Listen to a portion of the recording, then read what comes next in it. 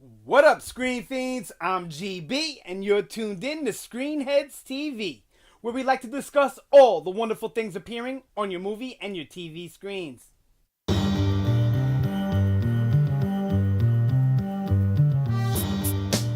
In this episode, we're going to have another Star Wars May the 4th discussion. I say discussion, but it's probably going to turn into a rant as I go. We're doing May the 4th all month long, even though it's not the 4th anymore. Just tune in to Screenheads TV all month long, and you'll get all types of galactic and cosmic goodies, Star Wars included. All right. Now, with that being said, I got my Boba Fett shirt on, and I am ready to go. Okay, this discussion rant is going to be about the prequel trilogies. Now, the prequels have always had fans torn. You either love them more than you love the original trilogy. Like, I hear people trash the original trilogy and praise the prequels like they're the best movies ever. Then you get the people who hate the prequels. They think they're the worst pieces of garbage ever, and they didn't live up to expectations whatsoever. And then you have the fans like myself who like it all, who think it all works well together, it all blends nice, everything makes sense to me, and we just love the Star Wars experience, no matter whether it be the originals, the prequels, the sequels, or any of the associated canon. Okay? All right. Now, I get it from all sides. Obviously, I get it from the middle of the road because that's me, right? But I get the love, the lovers, and I get the haters. I understand you both, okay? But here's why I understand you. I'm the type of person where I look at things through the spectrum, through all shades, all colors, all sides. And that's how you get the best understanding of a situation, a problem, or anything, really. Most people don't do this. They look at Star Wars through a nostalgia point of view. Now, I get a lot of crap from people when I say that you're only looking at it through a nostalgia lens. You're not looking at it through a clear lens. Your lens is clouded with your childhood. And I get a lot of hate for that. But it's true. Because think about it. We all long for that innocent time when we could watch a movie, a TV show, or anything and enjoy it for what it was. Where we didn't pick apart acting, directing, special effects, or any of it. When you're a kid, you don't pick that stuff apart. You just watch it and either enjoy it or don't enjoy it. Now, when I was a kid, I loved the original trilogy because that's all I had. I didn't have anything to compare it to. It was the best special effects and the best sci-fi we had to we were offered, okay? And that goes for anyone that grew up with the originals being your only thing. So when you look at the originals, you're remembering a time where this was the best sci-fi had to offer. Not that I'm taking away from the originals. I love them. Don't beat me up. I love them. I watch them almost every year, okay? And I'm totally into Star Wars. It's one of my favorite movie experiences and television show experiences and reading experiences, okay? Now, the prequel people, the lovers of those, the majority of the original trilogy are the people that love the trilogy, the original, and hate the prequels. They're people that grew up with only the original trilogy. Most of them. Not all, but most. Then the people who love, most of the people who love the prequel trilogies and hate the originals or dislike the originals versus the prequels are people that grew up in the prequel trilogy. So these are kids that are more action-based and they don't mind CGI. And they don't really want long, drawn-out storytelling unless there's action and excitement in it, which is what the prequels gave us. It was prettier world, as far as the set designs and everything was cleaner. There was more action. There was more CGI. That's because George Lucas makes films for the generation that's growing up. He didn't make the prequel trilogies for us that came up in the time of the originals. Yes, we were supposed to watch them. We were supposed to enjoy them. They're supposed to fit into the entire story. But that's not who they were made for. Just like the original trilogy was not made for adults. It was geared towards a younger teens and younger kids I don't care what your argument is. That, to me, is the truth. And yes, I can see the other side to the argument, because that's what I do. But I still strongly feel this way. All right. Now, with all that being said, that nostalgia clouds our view and skews our view of a lot of the things we loved when we were kids. Go back and revisit many of the movies you loved when you were kids, and they're not as good as you remember them. They may be. Some movies still hold up, but all of them will not. And some of them you'll go, oh, well, that was all right, but it wasn't as good as I remember it. Or you'll look at it and go, wow, that was absolute garbage. How did I like that? Now, I am coming to this realization over these past couple of years. I have kids, you know, and the older they get and the more stuff they watch, I sit and watch it, and I'm like, how do you like that? And then I think, well, I liked a lot of garbage too at that age, because you don't judge things on that. You judge it on whatever it is you like as a kid. You're innocent when it comes to your opinion. Get it? Got it. All right, now let's move on to actually what we're talking about, the prequel trilogy. Now, I enjoy them. Do I love every single last moment and bit of them? No. Do I hate anything about it? No. Now, if you would have asked me a couple of years ago, did I hate anything about the prequel trilogy? And my answer to you would have been Jar Jar Binks and the entire race of the Gungans. Not just Jar Jar. That would have been my answer. Now, I recently revisited these movies with the kiddies, and, alright, I don't mind Jar Jar as much. Does he still annoy me? Absolutely. Do I still feel like and the Gungans are a little out of place for some reason? Absolutely. But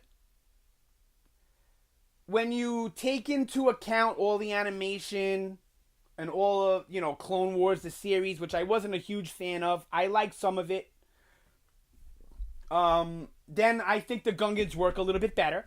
And then when you take into consideration that these are movies that when he makes them, Lucas, just like when he made the original, he tries to gear certain things to cater towards children. I mean, R2-D2 and C-3PO may not be the most hilarious things in the world, but when we were kids, we found them funny.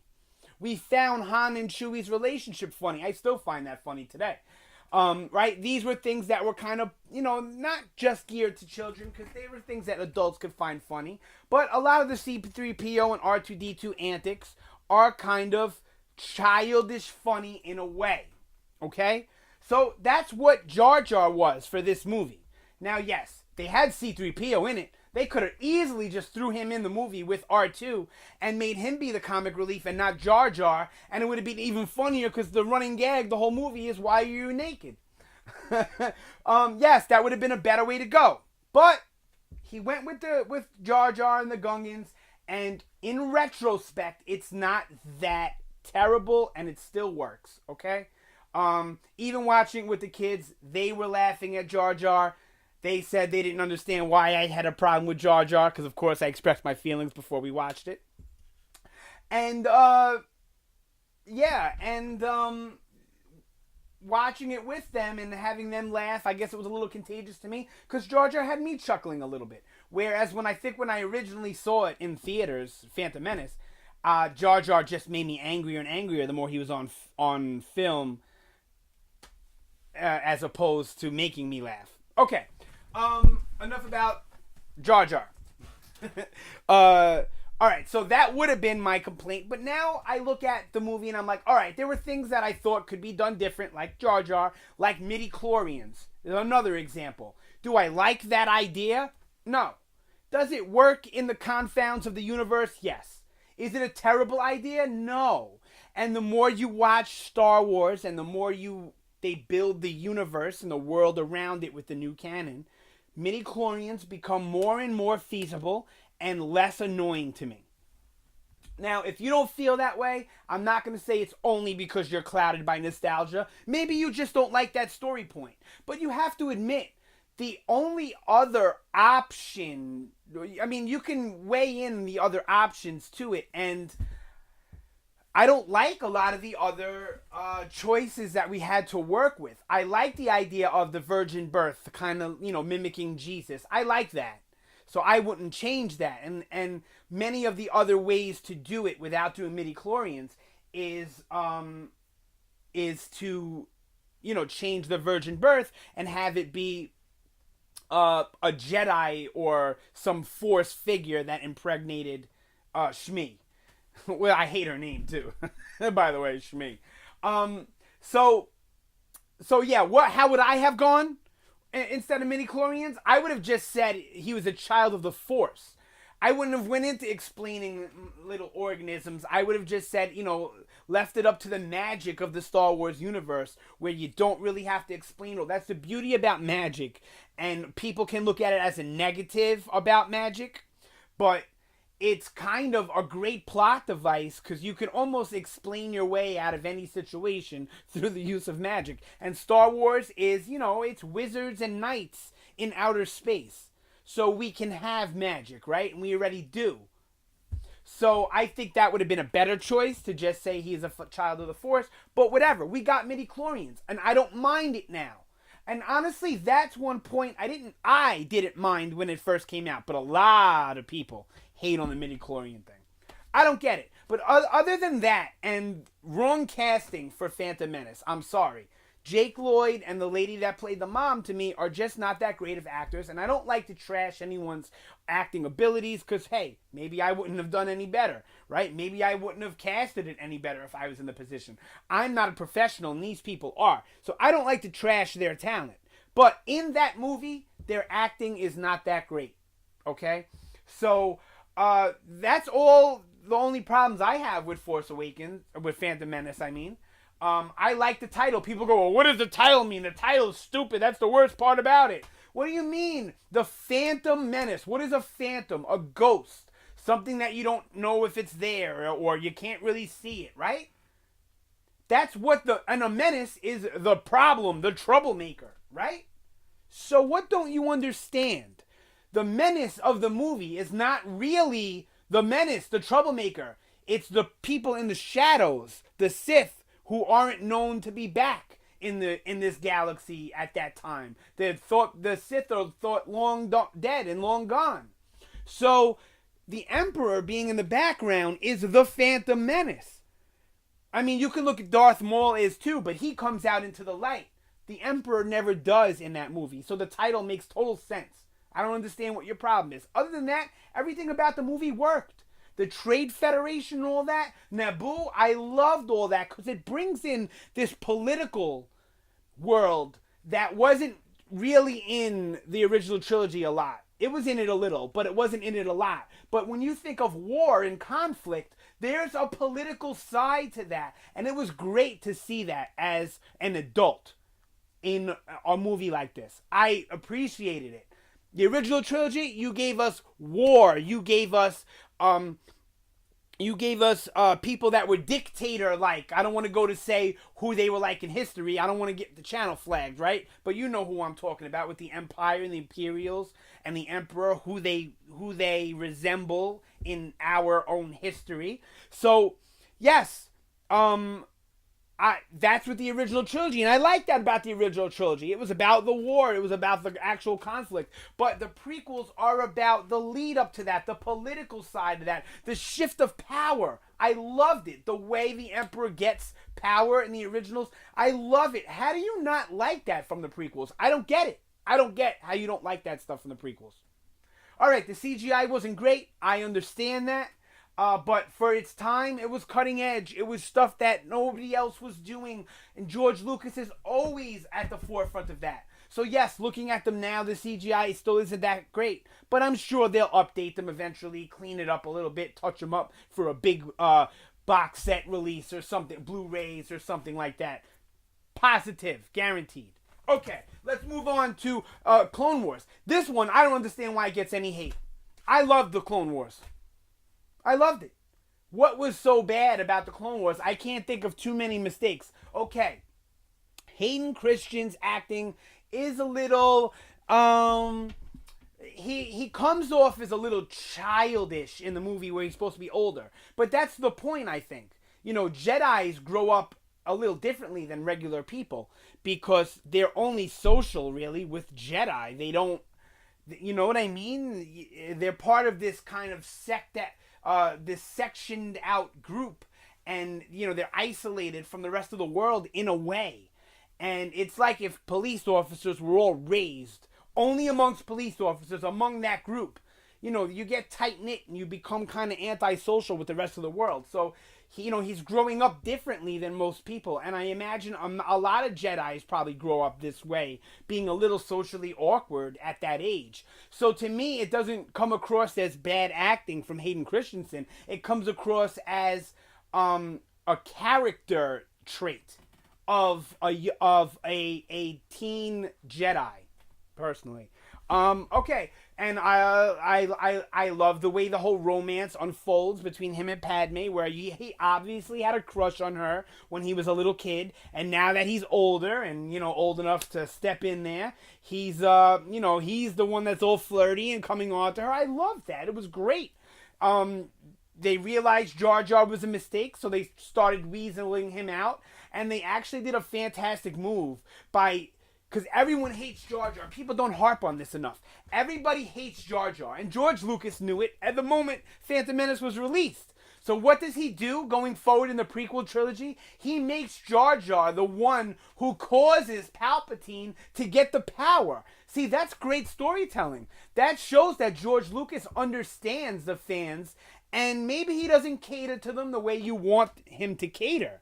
But he did something for the fans there and said, all right, you hate Jar Jar? I'll make you hate him even more, and I'll make him the reason why Palpatine becomes the Emperor. That's good storytelling. I know that's a little bit off of Attack of the Clones, but that's good storytelling in my opinion. So, yeah, I don't see why everybody hates on the prequel. And Revenge of the Sith, the end of Attack of the Clones with Yoda and Anakin going up against Count Dooku, that's one of my favorite scenes. Not my favorite, but it's up there in my top favorite scenes. I'm going to do probably a top 10 list of my favorite scenes in Star Wars, and that's up there.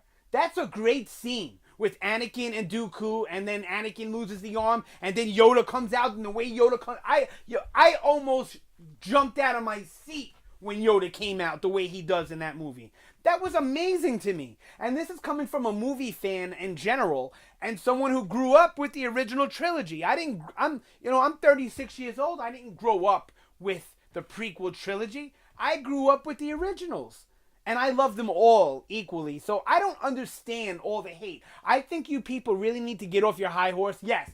Okay, it didn't play out the way you wanted it to play out. Okay, they weren't perfect, but the originals aren't perfect. Go back and watch the original trilogy if you haven't in a long time. It's not a perfect movie. It's great. I love them all.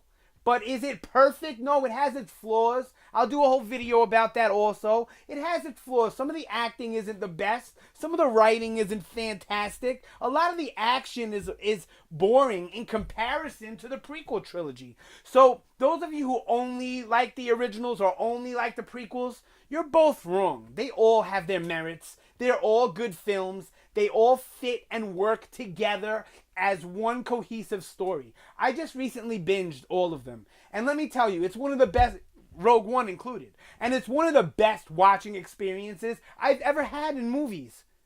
So go back and do that if you haven't done that in a while. And maybe you'll enjoy it all a little bit more. That's it for this vid. I think it's been long enough. I really want to go on longer. I could talk about this stuff for days. So I might do, follow-up videos to this one. Because I don't think I really got into the nitty-gritty the way I wanted to. But, I've already, taken up a lot of your time. So I don't want to take up any more of your day. But tune in. Tons more Star Wars stuff coming. That's my feelings on the prequels and the originals. More so the prequels I'm talking about here. I like them. There's very little problems. And most of the problems I have are from Phantom Menace and not from Attack of the Clones or Revenge of the Sith. Alright, that's it for this one. Sound off down below. Let me know what you think about the prequel trilogies or the original or all of them or the prequels versus the originals. Let me know what you think about this video in general. I really want to hear from you. I want to hear your opinions.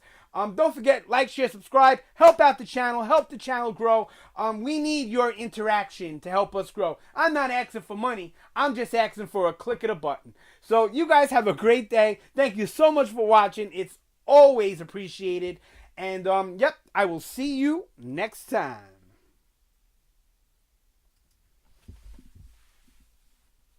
Oh, still still recording.